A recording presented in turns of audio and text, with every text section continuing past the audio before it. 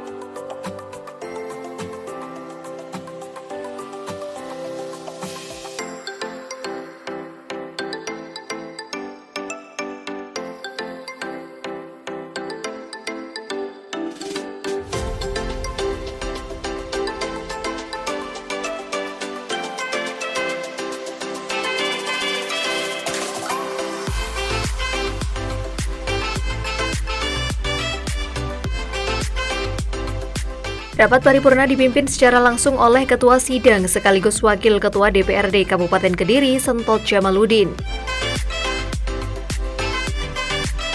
Hadir dalam rapat paripurna Wakil Bupati Kediri Dewi Maria Ulfa, Ketua DPRD Kabupaten Kediri Dodi Purwanto, Sekda Kabupaten Kediri Muhammad Soliki, beserta seluruh anggota DPRD dan Kepala SKPD Kabupaten Kediri. Sesuai dengan catatan yang kami terima dari Sekretariat DPRD, anggota dewan yang telah hadir dan menandatangani daftar hadir rapat paripurna hari ini berjumlah 32 orang. Jumlah tersebut sudah memenuhi ketentuan tata tertib DPRD untuk dapat membuka rapat paripurna pada hari ini. Oleh karena itu, dengan ini rapat paripurna Dewan Perwakilan Rakyat Daerah Kabupaten Kediri dalam acara penyampaian jawaban Bupati Kediri atas pemandangan umum fraksi terhadap Raperda tentang pertanggungjawaban pelaksanaan APBD tahun anggaran 2022 Senin tanggal 12 Juni tahun 2023 secara resmi saya nyatakan dibuka dan rapat bersifat terbuka. Hadirin rapat paripurna Dewan yang kami hormati, mengawali acara pembukaan rapat paripurna hari ini, marilah kita senantiasa meningkatkan rasa syukur kehadirat Allah SWT karena pagi ini kita dapat hadir dan mengikuti rapat paripurna ini yang alhamdulillah dalam keadaan sehat walafiat. Mudah-mudahan Allah SWT Tuhan yang Maha Kuasa senantiasa membimbing serta memberikan kekuatan dan kemampuan kepada kita semua dalam melaksanakan tugas kita semua. Oleh karenanya, marilah kita berdoa bersama menurut agama dan keyakinan kita masing-masing. Berdoa disilakan.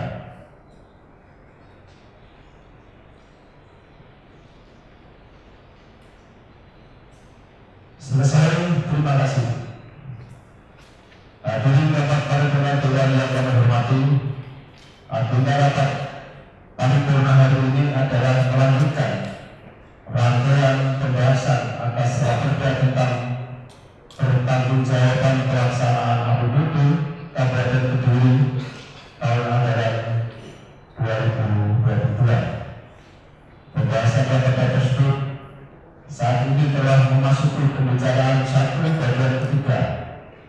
yaitu berisikan penyampaian jawaban Bupati Kediri atas pemandangan umum fraksi-fraksi terhadap raperda tentang pertanggungjawaban pelaksanaan APBD Kabupaten Kediri tahun anggaran 2022.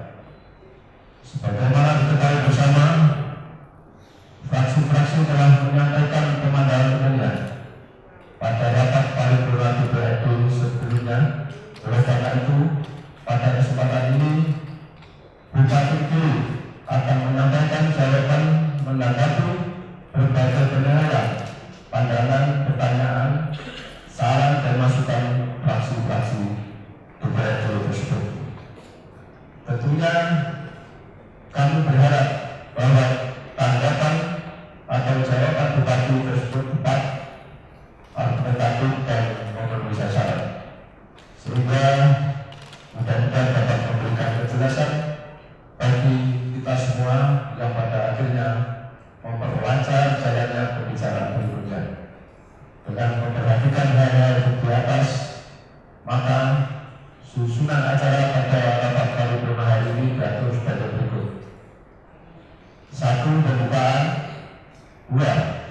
Penyampaian jawaban Bupati Kediri atas pemandangan umum fraksi-fraksi terhadap raperda tentang pertanggungjawaban pelaksanaan APBD Kabupaten Kediri tahun anggaran 2022. 3. Penutup. Hadirin rapat paripurna Dewan yang terhormat, selanjutnya untuk memanfaatkan waktu, marilah kita memasuki agenda utama rapat paripurna ini, yaitu penyampaian jawaban Bupati Kediri atas pemandangan umum fraksi-fraksi terhadap raperda tentang pertanggungjawaban pelaksanaan APBD Kabupaten Kediri tahun anggaran 2022 yang akan disampaikan oleh Wakil Bupati Kediri yang terhormat saudari Wakil Bupati Kediri. Silakan. Dalam rapat paripurna tersebut, Wakil Bupati Kediri Dewi Maria Ulfa mewakili Bupati menyampaikan jawaban terhadap pemandangan umum fraksi atas raperda tentang pertanggungjawaban pelaksanaan APBD tahun anggaran 2022. Dewi Maria Ulfa, Wakil Bupati Kediri menyampaikan terima kasih kepada seluruh anggota Dewan atas segala informasi, pendapat, himbauan, dukungan dan saran yang konstruktif serta kerjasama terhadap pembangunan pemerintahan guna mewujudkan kesejahteraan masyarakat di wilayah Kabupaten Kediri. Hadirin peserta rapat Dewan yang saya hormati, pada rapat paripurna DPRD hari ini dengan acara jawaban pemerintah daerah atas pemandangan umum fraksi terhadap penjelasan Bupati Kediri atas raperda tentang pertanggungjawaban pelaksanaan APBD tahun anggaran 2022, maka saya menyampaikan terima kasih kepada seluruh fraksi yang telah menyampaikan pemandangan umumnya melalui juru bicara masing-masing pada tanggal 6 Juni 2023. Pada kesempatan yang berbahagia ini, saya akan menyampaikan jawaban pemerintah daerah sebagai berikut. Yang pertama, fraksi Partai Gerindra. Yang pertama, APBD tahun 2022 masih bergantung pada dana transfer dan terjadinya penurunan pendapatan retribusi. Jawabannya, peningkatan PAD akan terus diupayakan melalui intensifikasi dan ekstensifikasi berdasarkan potensi maupun pengkajian kembali regulasi terkait sumber-sumber PAD sehingga mengurangi ketergantungan daerah terhadap dana transfer pusat. Sedangkan penurunan pendapatan retribusi tahun 2022 salah satunya disebabkan oleh penurunan retribusi perizinan tertentu sebagai akibat dari perubahan regulasi perizinan. Yang kedua, modernisasi pengelolaan PAD melalui pemanfaatan IT. Jawabannya, terima kasih atas perhatiannya. Pemerintah daerah sudah berupaya melakukan modernisasi pengelolaan PAD berbasis IT. Pemerintah Kabupaten Kediri telah membentuk tim percepatan perluasan digitalisasi daerah atau TP2DD yang mempunyai tugas dan tanggung jawab dalam proses digitalisasi keuangan daerah melalui QRIS, virtual account, marketplace, serta melalui e-channel bank. 3. Optimalisasi pendapatan dari sektor hasil pengelolaan kekayaan daerah yang dipisahkan, utamanya meningkatkan produktivitas BUMD. Jawaban, pemerintah daerah Kabupaten Kediri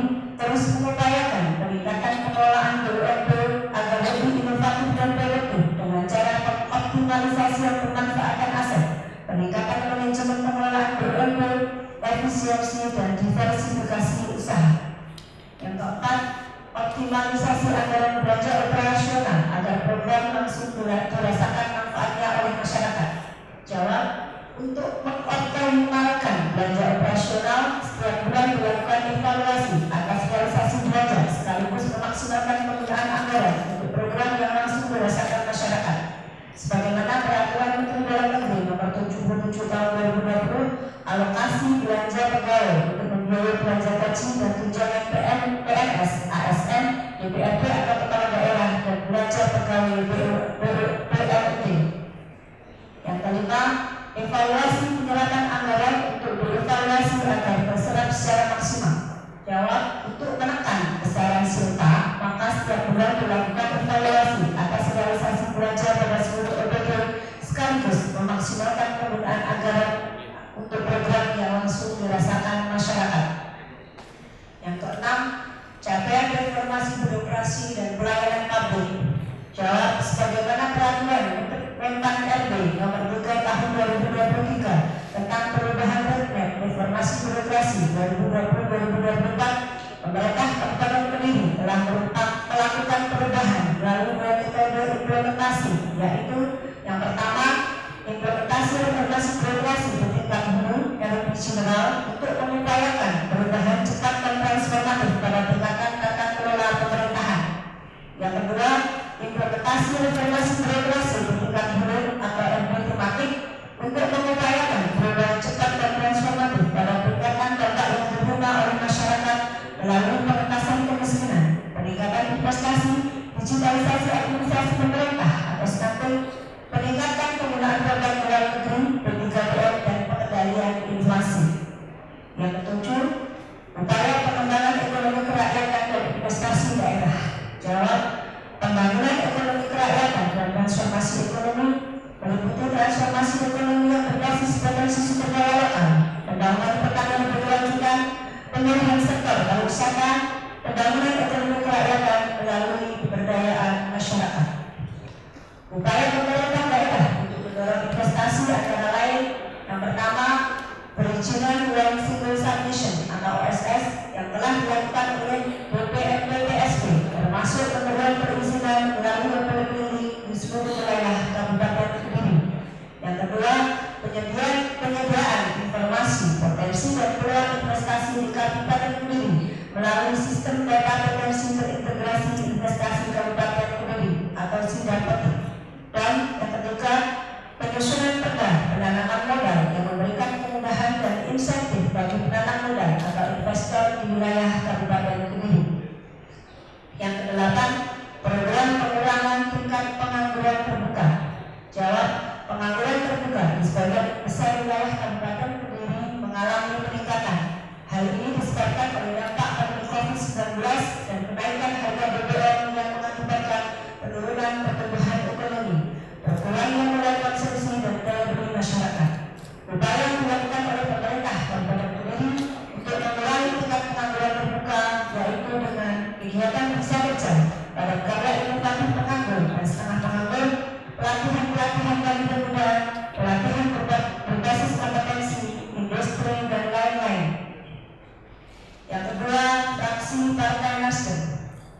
Yang pertama, sisi pendapatan, realisasi pendapatan asli daerah pada tahun anggaran 2022 mencapai target pendapatan asli daerah atau PAD pada APBD tahun anggaran 2024. Jawabnya, peningkatan PAD akan terus diupayakan melalui intensifikasi dan ekstensifikasi berdasarkan potensi maupun pengkajian kembali regulasi terkait sumber-sumber PAD.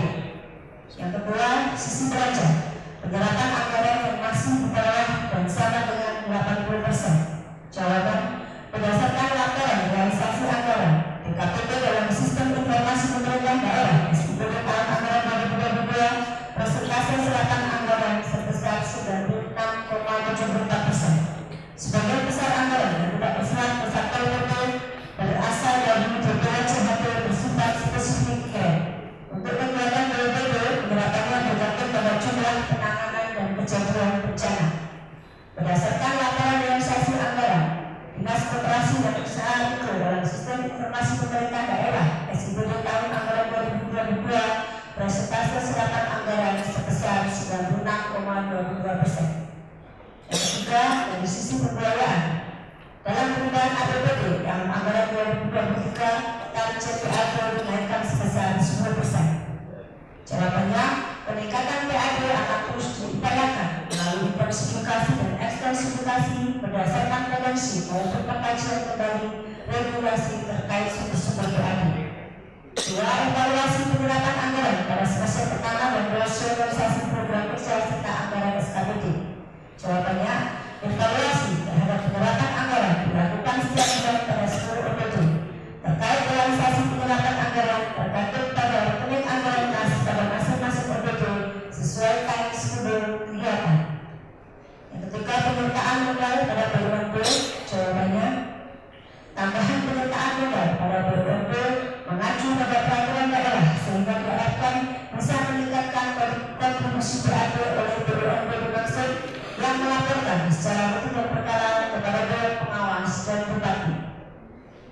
ketiga, fraksi Partai Demokrat Persatuan Pembangunan. Reward enhancement terhadap SKPD atau BUMD menuju realisasi APBD tetap inklusif progresif. Jawabannya, evaluasi penyerapan anggaran dilakukan setiap bulan pada seluruh UPT. Terkait realisasi penyerapan anggaran tergantung pada rekening anggaran kas pada masing-masing UPT sesuai dengan skedul kegiatan.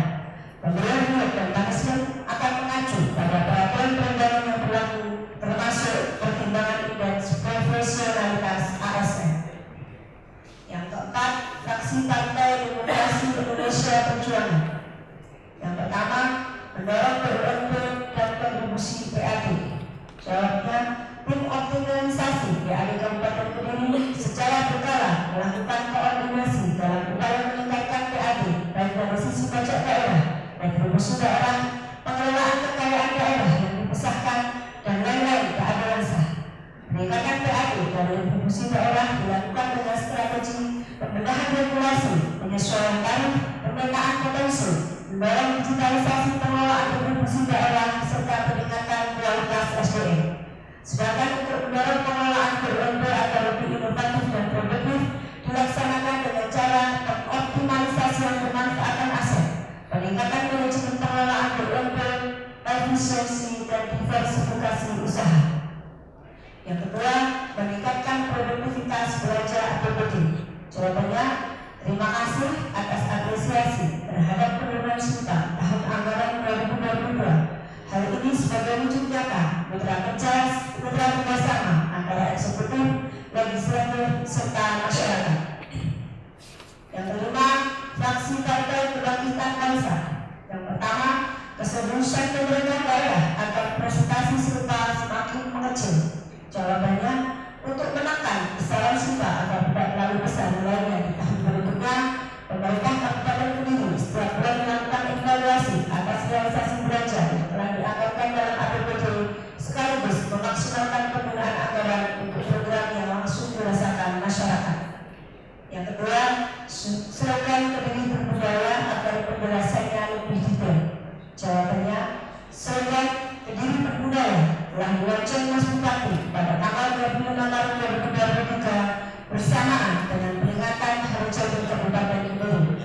Untuk mewujudkan itu, telah disusun pokok pikiran kebudayaan daerah atau PPKD yang meliputi budaya atau kesenian, budaya toleransi, budaya etos kerja, budaya disiplin, budaya kinerja yang mengacu kualifikasi kompetensi, dan budaya ribet sebagai rencana aksi Kediri berbudaya bagi seluruh pemangku kepentingan di Kabupaten Kediri. Yang ketiga, pembelanjaan APBD ke depan hendaknya sesuai dengan keinginan masyarakat. Jawabannya, penyusunan APBD senantiasa memperhatikan dan menampung aspirasi masyarakat melalui pokok-pokok pikiran DPRD, Jumat Mati, Halo Tersebut, dan mulai tahun 2023 telah dilaksanakan musrenbang tematik sebagai bagian tahapan musrenbang kabupaten. Yang keenam, fraksi Partai Golkar.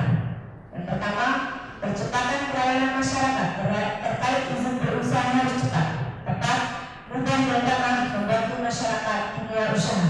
Jawabannya, dalam upaya peningkatan ekosistem investasi dan kegiatan berusaha, pelayanan perizinan berpedoman pada peraturan pemerintah nomor 5 tahun 2021 tentang penyelenggaraan perizinan berusaha berbasis risiko dan peraturan pemerintah nomor 6 tahun 2021 tentang penyelenggaraan perizinan berusaha di daerah, di mana pelayanan perizinan telah dilaksanakan secara online melalui www.oss.go.id dan SIPATIK atau Sistem Informasi Perizinan Samping Kabupaten Kediri. Selain itu, pendampingan terhadap pelaku usaha dilakukan melalui yang pertama, pelayanan pendampingan OSS di BPMPTSP. Yang kedua, klinik atau klinik layanan investasi Kabupaten Kediri. Yang ketiga, inspeksi lapangan ke pelaku usaha dalam rangka pendampingan, pemilihan, serta pembinaan pada pelaku usaha. Yang keempat, pengembangan pelayanan publik atau MPP virtual. Yang kedua, apresiasi BPP terhadap laporan hasil pemeriksaan atas laporan keuangan yang dikeluarkan oleh Badan Pemeriksa Keuangan Republik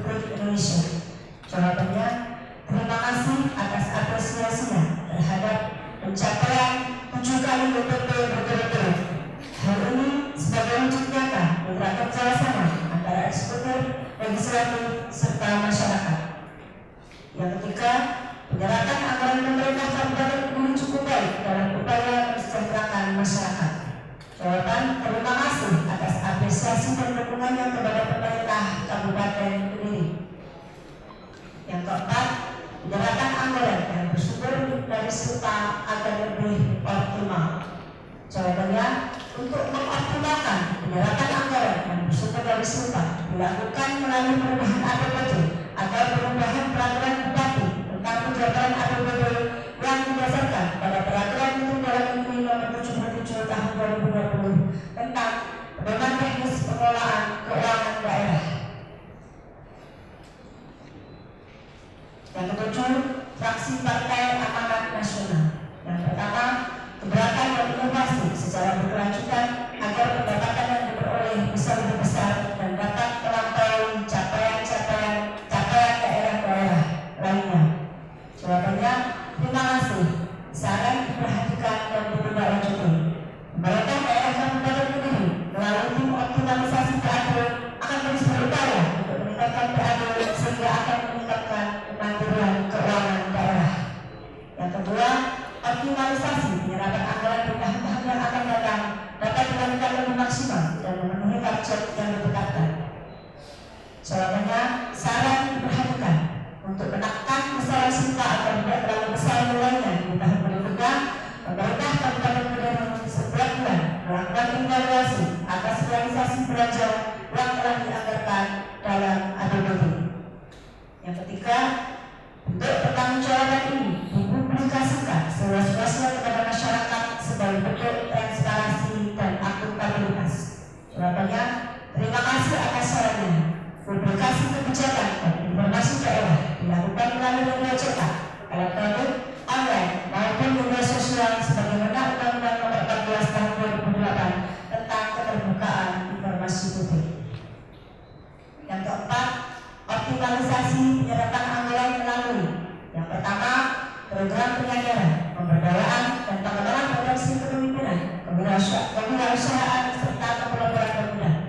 Jawabannya, program penyadaran, pemberdayaan, pengembangan potensi kepemimpinan, kewirausahaan serta kepelopongan pemuda dilaksanakan melalui beberapa OPD terkait, baik dinas pendidikan, dinas Kopusdik, dinas sosial, bagian kesehatan dan bagian bantuan.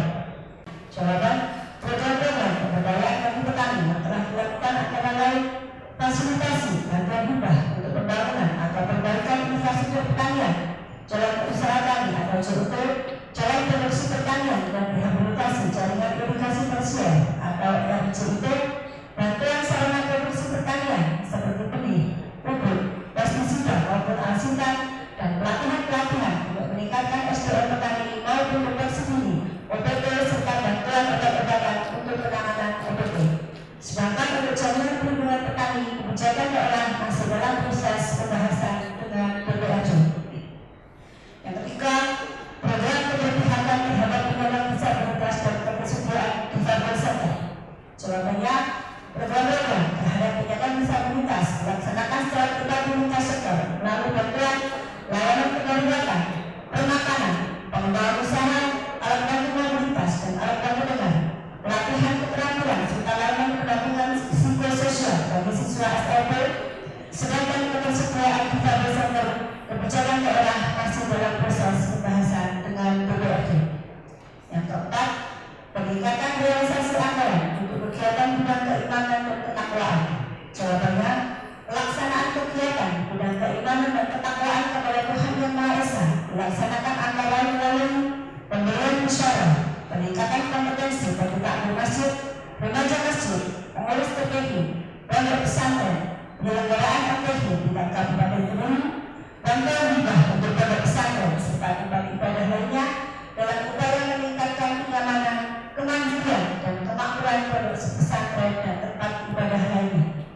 Yang kelima, program meningkatkan kemudahan pelayanan administrasi kependudukan. Jawabannya, dalam rangka peningkatan kualitas layanan administrasi kependudukan telah dilakukan pelayanan sahaja lekat di 26 kecamatan, sahaja online melalui aplikasi berbasis Android, pelayanan kakak dan akta online dari desa, alokasi anggaran untuk penyediaan belangko EKTP, serta pelayanan jemput bola di Panti Roda. Yang keenam, optimalisasi potensial wisata, optimalisasi potensi wisata hingga ke tingkat RW dan peningkatan kapasitas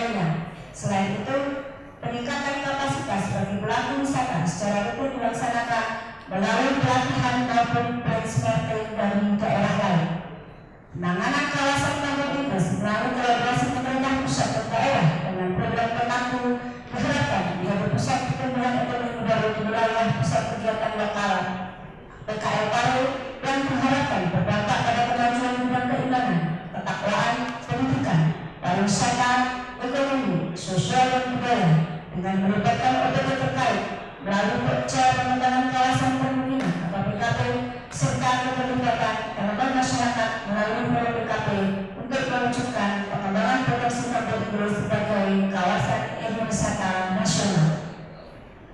Demikian jawaban pemerintah daerah atas pengembangan ekonomi fraksi terhadap penjelasan Bupati Kediri atas raperda tentang pertanggungjawaban pelaksanaan APBD tahun anggaran 2022.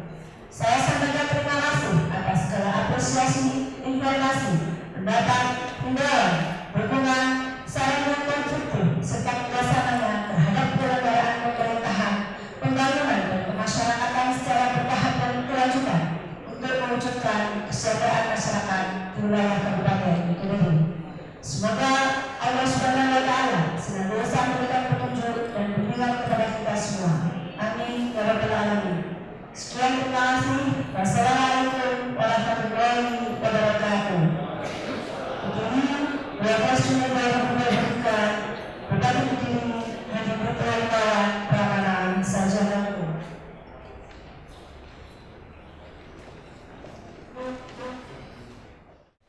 Terima kasih kami sampaikan kepada Saudara Wakil Bupati Kediri yang telah menyampaikan jawaban Bupati atas pemandangan fraksi terhadap raperda tentang pertanggungjawaban pelaksanaan APBD tahun anggaran 2022. Hadirin rapat paripurna Dewan yang kami muliakan, dengan demikian seluruh rangkaian rapat paripurna pada hari ini telah selesai. Selanjutnya kami mohon kepada Badan Anggaran dan pemerintah daerah untuk segera melakukan rapat pembahasan bersama atas raperda tentang pertanggungjawaban pelaksanaan APBD tahun anggaran 2022 agar persetujuan bersama atas raperda tersebut bisa tepat waktu dan sesuai dengan batas waktu yang diatur dalam ketentuan perundang-undangan. Terima kasih kami sampaikan kepada segenap hadirin yang telah dengan setia mengikuti rapat paripurna ini. Dan mohon maaf apabila terdapat kekurangan. Akhirnya dengan ini rapat saya nyatakan ditutup. Rapat paripurna DPRD Kabupaten Kediri diakhiri tutupan palu oleh pemimpin sidang.